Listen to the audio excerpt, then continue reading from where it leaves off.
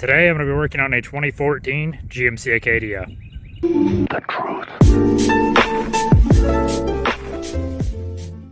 So when I hit the brakes, I noticed there was a lot of vibration in my steering wheel. It's a good indication of needing brake rotors. I'll show you what I'm talking about here in just a second. There it is. So the front brakes finally came in for the Acadia. It's been feeling kind of weird whenever you brake with it. So it's definitely time to change them out. I got these ones from buybrakes.com. I'll link them down below as well. It's got a bag for hardware. That's the part number. It's got a box for the pads. That's the part number. Oh, you guys not maybe seeing my address. Then I got a set of front rotors. Ugh. They're not lightweight. And that's the part number for them.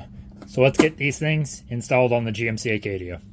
Now before I jack up the front of the car, I'm going to be using wheel chock behind the rear wheel back over here. And I'm also going to be setting up the parking brake just so it doesn't roll anywhere when I lift the front of the car up.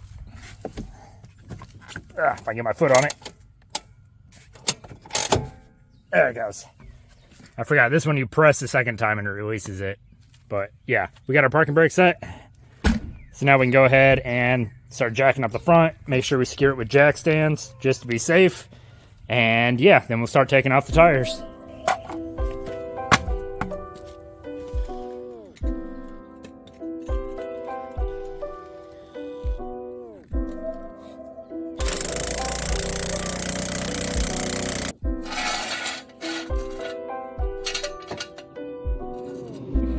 Is the king.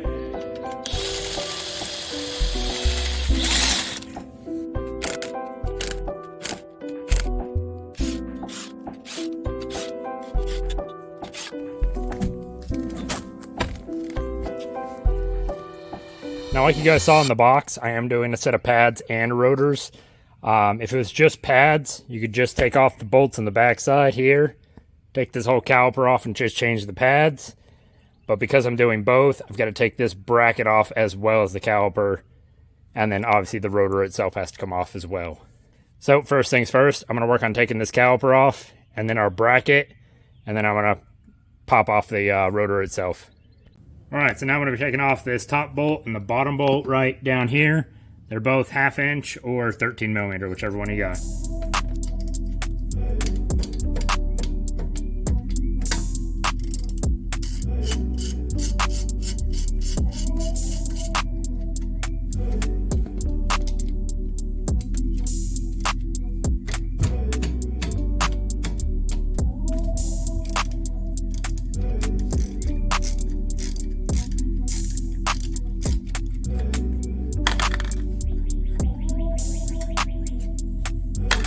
Now this whole caliper should come out of the way.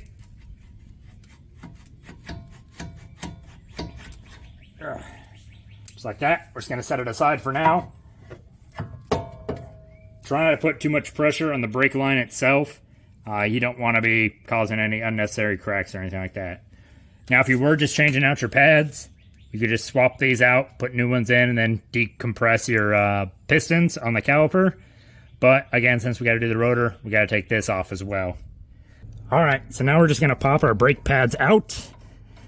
And I find it easier if you're just going to get a screwdriver behind the top and just wedge it out like I just did. I'm going to take this top one out too. Backside, excuse me. Didn't mean to bump the camera there. There we go. So I'll take both those out. They're not in terrible shape, but because we're replacing the rotors, I'm just going to replace the pads as well. And because we got new hardware, I'm going to be taking this old hardware out.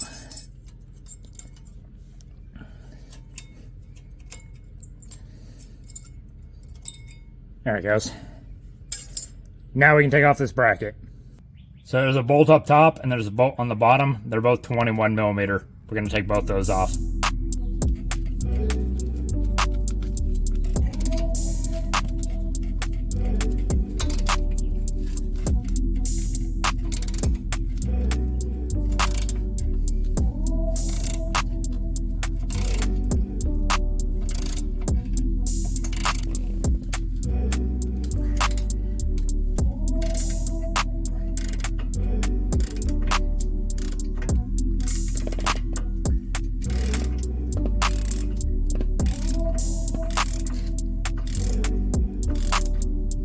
Now just note, once you get both these bolts out, this bracket will try and just fall. So just be sure to have a hand on it. I don't know if I can do this one-handed, but be sure to just have a hand on it whenever you take this final bolt out, that the bracket doesn't just hit the ground, because you don't want it to break. Now you're going to need a T27 star bit here. So what you're going to do is you're going to put it right in this little keyhole right here, and we're going to remove this guy to get the rotor off.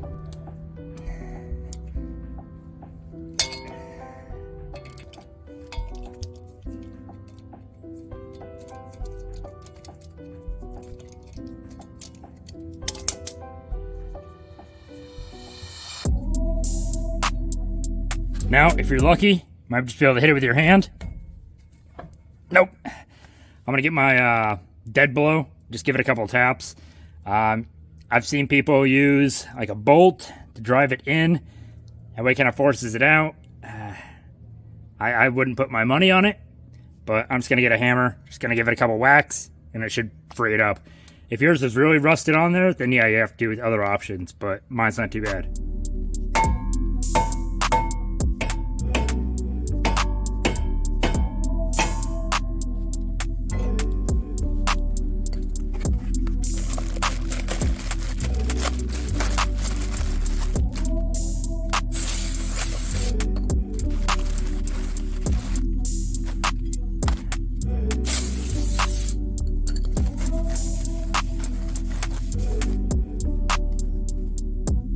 There's a really quick side-by-side with the old one and the new one. I just went with the direct replacement instead of getting like slotted or drilled or whatever, just because it's just a commuter car. We use it for road trips, back and forth to work, stuff like that. So don't need special brakes for it. So I just went with a standard set of rotors. But let's go ahead and get these new ones on the car. Now on the new rotors, you want to line up the little hole with where we took that little hold down screw out. It's right over there. So just make sure you get them lined up before you tighten all your nuts up and everything.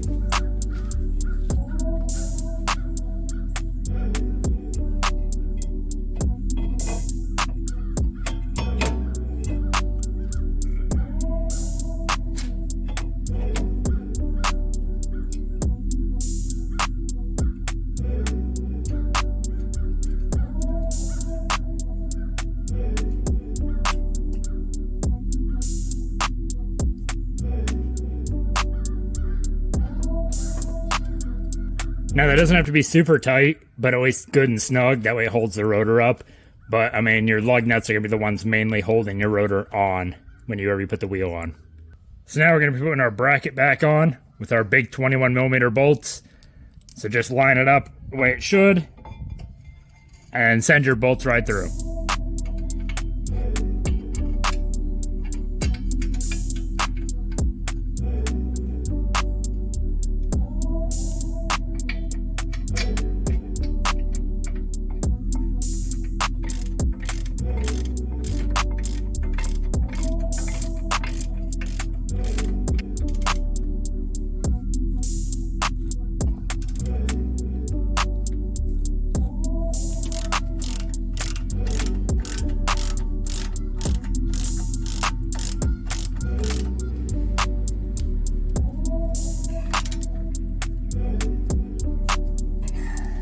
If y'all need the part number for the brake hardware, here it is. Now we're going to be putting our new hardware in place. If you didn't get new hardware, it's not the end of the world if you use your old hardware. I like using new stuff just because it fits a bit better. And it's good and clean. But you mount one on the bottom, you mount one on top. Just kind of notice the position of how it goes in there.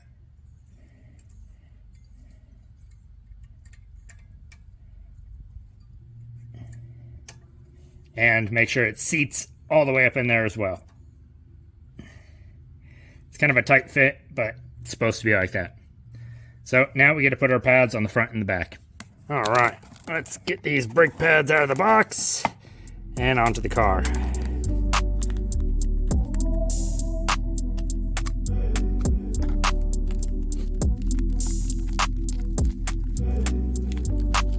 Just remember, one set of pads with a wear indicator on each side of the car, so like driver's side and passenger side.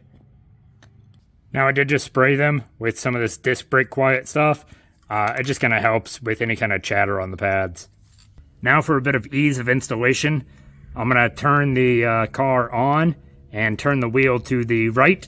That way it gives me some more room to work on the backside over there, because the whole thing will shift this way.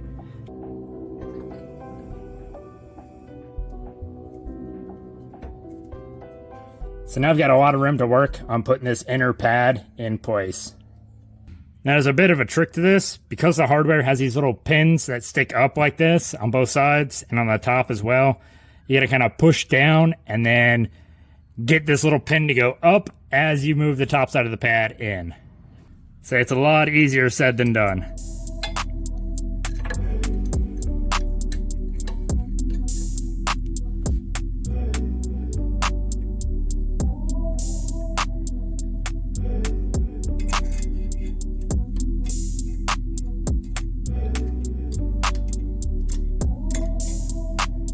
Alright, so after a lot of cursing and swearing, I finally got both pads on. It is a bit difficult, especially the inside pad, but it is possible. Obviously, I got them both on. Now I'm going to straighten out the wheel, and then we're going to start the fun part of decompressing the pistons on the brake caliper. Since it's a 2-piston, we're going to have to do one side, then the other, then back and forth. You'll see.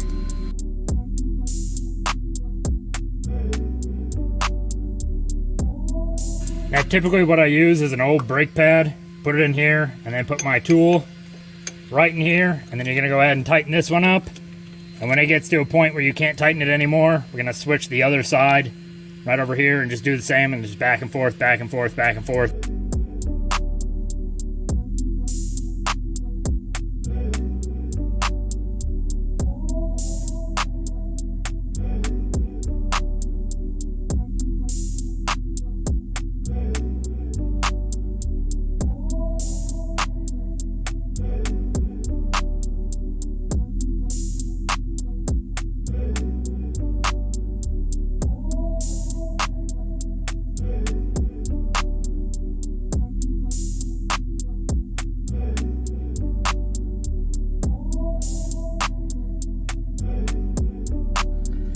So far they're about half as depressed as they used to be. We're going to try and get them almost all the way in, and they should fit on the new pads.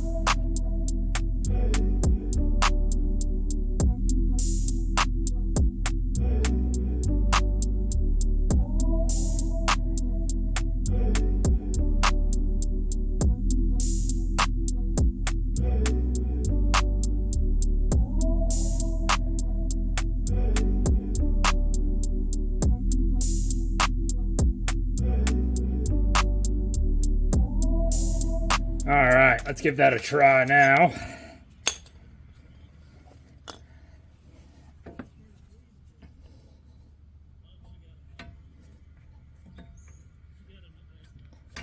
Yep, there we go. Maybe. Come on. There she goes. Alright, now we can put those 2 bolts on the back side. The, I think they're 1/2 inch, if I'm remembering correctly. Yep, 1/2 inch. So we're going to put those 2 bolts back in, tighten it up, and go from there.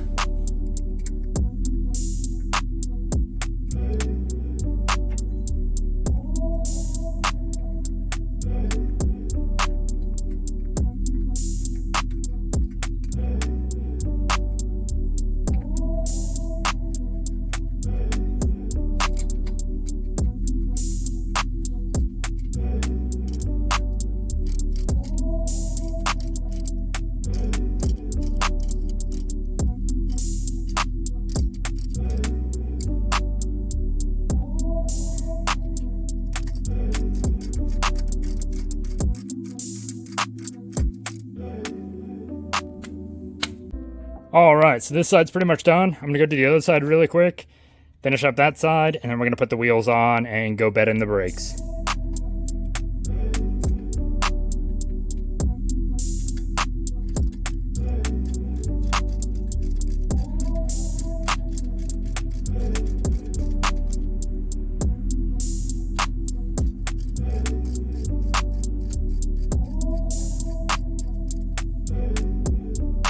Alright, now that both sides are done, let's good to take a look at your brake fluid level. Make sure it's full.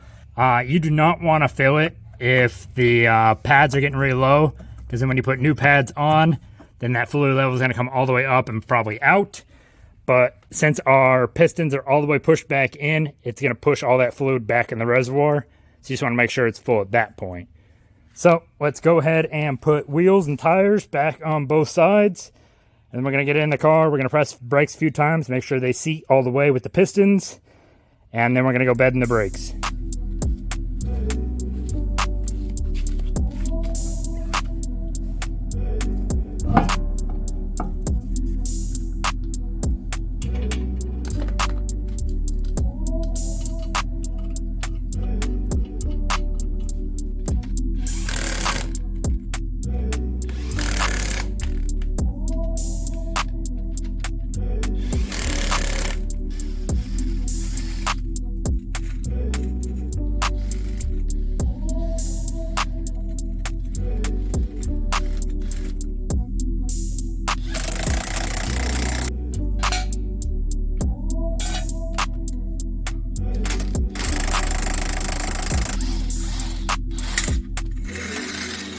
All right, now we got the tires back on, it's on the ground. Let's go bed in the brakes. Don't forget we need to pump the brake pedal a few times, build up that brake pressure.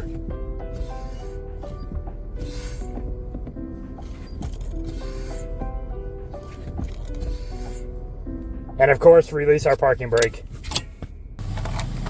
Now to bed in the brakes, you're just gonna accelerate, and then once you're up to a decent speed, just gonna hit the brakes hard, let them warm up really good, and you're just gonna repeat that a few times.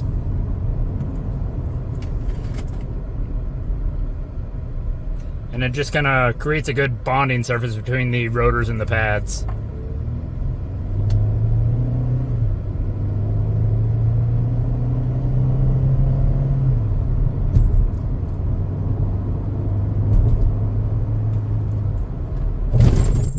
That was a big bump in the road.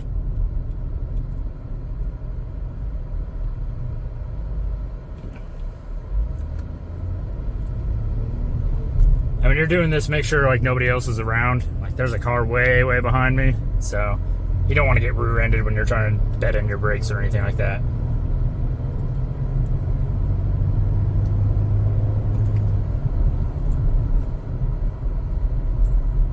One thing I do notice when I'm doing this is there's no more vibration in the steering wheel. I'll let you watch this time. So it looks like it was our rotors that were warped a little bit, like I suspected. But yeah, see, pretty good on that.